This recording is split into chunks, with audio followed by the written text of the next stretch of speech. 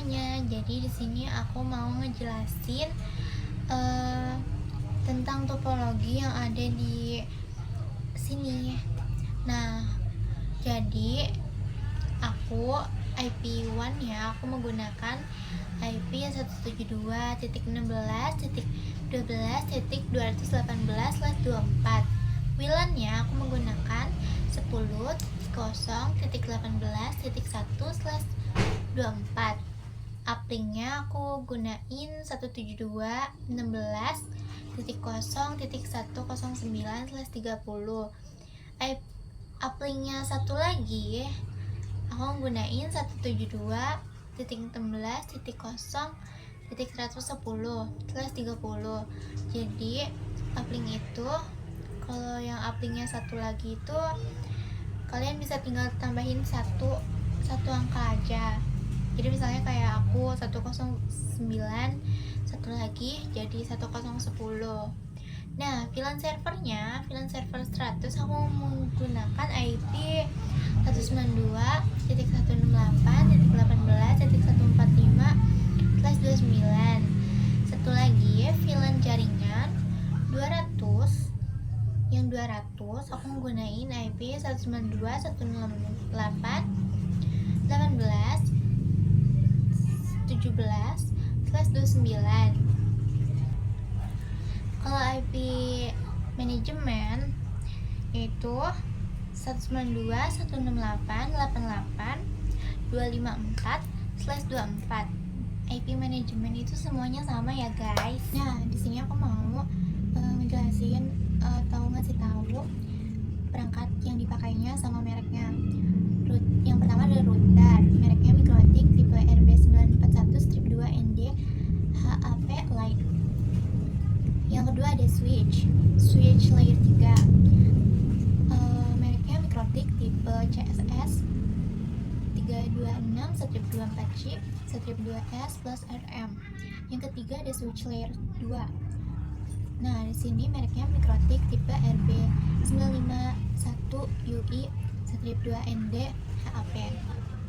Yang keempat ada kabel UTV, mereknya Belden.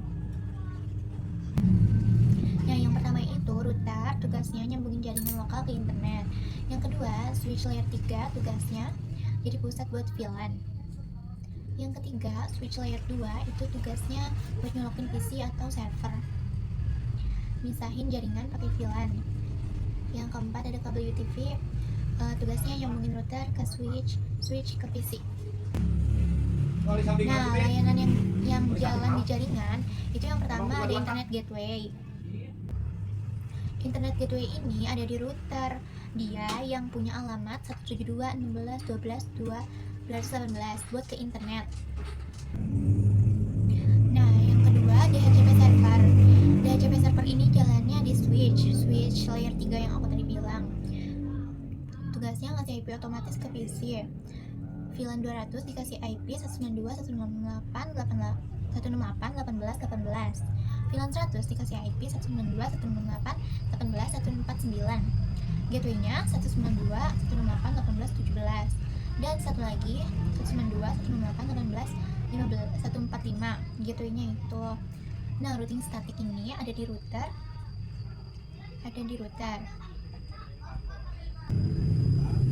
Isinya perintah kalau tujuan tidak dikenal, maka kirim ke 172.16.12.1. Ini arah ke ISP di CSS 326. Juga ada di routing statik. Kalau tujuan 000 strip 0 kirim ke 172.16.0.110. Routing dinamik ini nggak dipakai di sini karena jaringannya kecil. Cukup pakai routing statik aja antara router dan switch. Nah, untuk VLAN fungsinya memisahkan jaringan di RB951UI-2ND. VLAN 100 buat server, VLAN 200 buat PC biasa. Walaupun colok di alat yang sama, mereka beda jaringan, jadi tidak akan tertubruk. Nah, sini ada WLAN, jaringan WiFi. WLAN itu buat ituin WiFi. Ada di router dengan alamat 10.0.18.1/24. HP yang connect ke WiFi dapat IP dari sini. Jadi kita tuh harus nyeting WiFi dulu biar ada IP-nya. Jadi kalau untuk internet bisa buka ke Google itu alur PC di VLAN 200. Jadinya gini alurnya, biar bisa buka ke Google. Nah kalau belum dikonfigurasi kan belum ada IP, jadi dia kirim permintaan minta ke IP, permintaan minta IP ke jaringan. Nah si switch layer 3 sama layer 2 itu nerusin jadi si switch layer 3 nerusin kedua karena portnya masuk VLAN 200, jadi sama-sama saling nyolok gitu dari switch atas ke switch bawah. Itu tuh agar portnya masuk ke VLAN masuk VLAN 200 gitu. Nah DHCP server di CSS 321 jawab IP kamu 192.168.18.18, gateway kamu 192.168.18.17, DNS-nya 8.8.8.8. Nah, jadi si DHCP server ini kasih tahu. Jadi mereka tuh saling bekerja sama gitu. Terus switch layer 3 itu punya root default ke 172.16.0.110. Nah, data ini dikirim ke router RB941-2ND. Nah, terus si router ini kan punya data. Si router ini terima data, maksudnya dia lihat tuh IP pengirimnya yaitu 192.168.18.18. IP ini nggak bisa dipakai di internet, maka router ganti IP pengirim jadi 172.16.12.218. Ini namanya NAT. Terus si router ini ngelihat routing statik. Kata routing statik semua tujuan tadi kenal, kirim ke 172.16.12.1. Data dikirim ke internet tuh. Habis itu Google terima data, terus balas ke 172.16.12.218. Nah habis kayak gitu router terima balasan,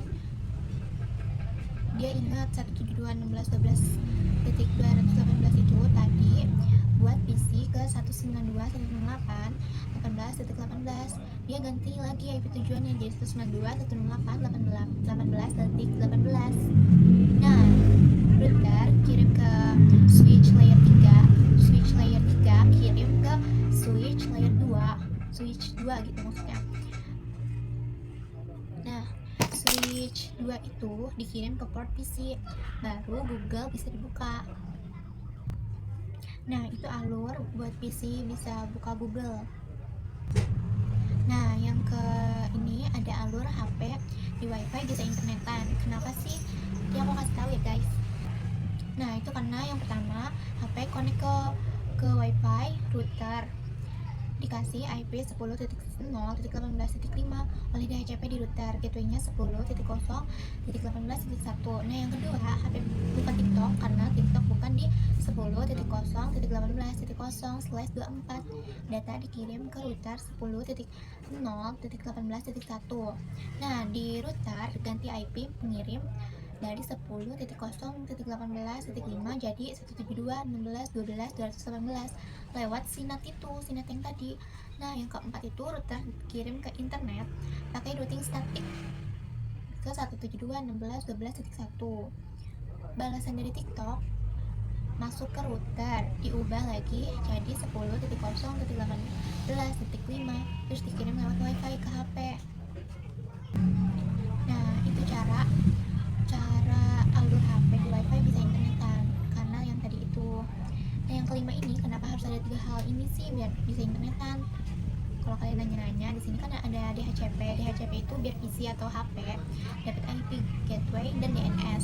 Kalau nggak ada PC nggak tahu mau kirim data kemana, jadi itu tuh DHCP tuh penting. Terus yang kedua ada routing, biar switch layer 3 itu tahu kalau tujuan internet harus dikirim ke router, biar router tahu kalau tujuan internet harus dikirim ke ISP. Yang ketiga ada NAT, biar IP private kayak 192.168.18.18 bisa diganti jadi IP public 172.16.12.218. 2019 karena IP private nggak boleh lewat di internet. Nah, jadi kesimpulannya kalau di HCP mati, PC nggak dapet IP.